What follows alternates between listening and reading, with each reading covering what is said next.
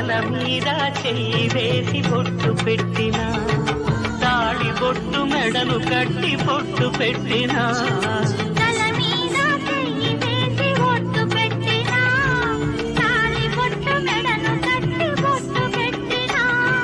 తన్ని కళ్ళు తొక్కినా సప్త పదులు మెట్టినా మనసు మనసు కలపడమే